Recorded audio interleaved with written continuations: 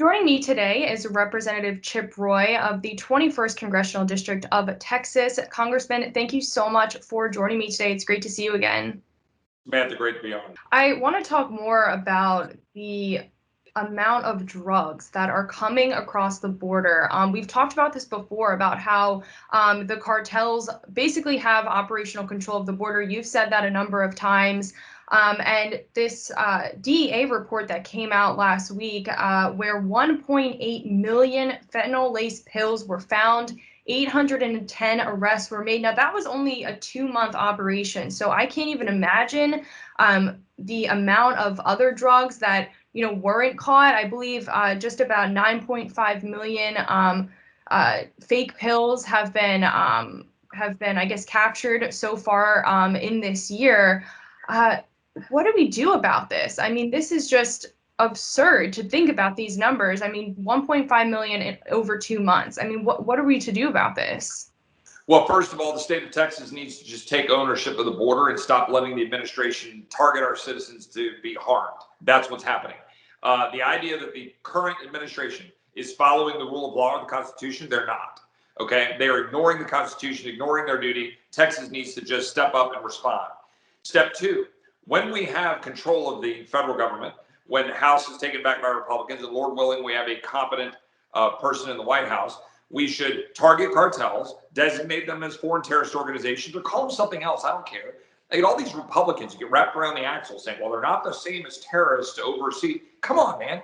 You got people across our border who are targeting our country, undermining our country, pouring fentanyl into our country, burning people alive, burying people into big pits, locking people into bars and lighting them on fire, killing people with targeted killings in our border, in our country. We know that's happening.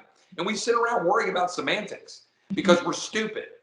We should go knock out the cartels. We should build a fence, build a wall all along the border, leave openings where you need to, and put cameras and have plenty of border patrol along the border. We should fix TVPRA. We should fix Flores. We should fix asylum. We should use MPP. We should use Title 42. We should secure the border of the United States. We should tell the world, if you want to claim asylum, go file to claim asylum and to follow the laws that we actually have on the books. To do anything less than that means Border Patrol is overwhelmed, our borders are wide open, and fentanyl will pour into our country because the Chinese want to make money and they want to disable our country and undermine our country, and they want to establish a beachhead in Mexico and in Central and South America, and we're allowing them to do that because literally we're the stupidest leadership alive in terms of who's running our country.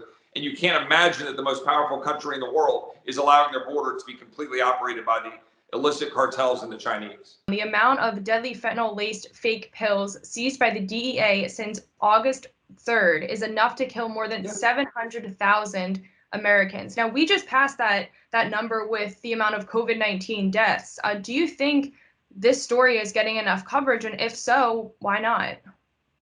Because it doesn't fit the narrative. Right. And it doesn't fit into the, this is just a humanitarian crisis. We can ignore it. And don't worry, nobody's coming in, which are all lies. They don't want to focus on the 100,000 Americans who've died from opioid poisonings in the last year. When we freaked out about cocaine in the 80s, it was 10,000. Today, it's 100,000. You talk to moms whose kids are dead because they took Xanax.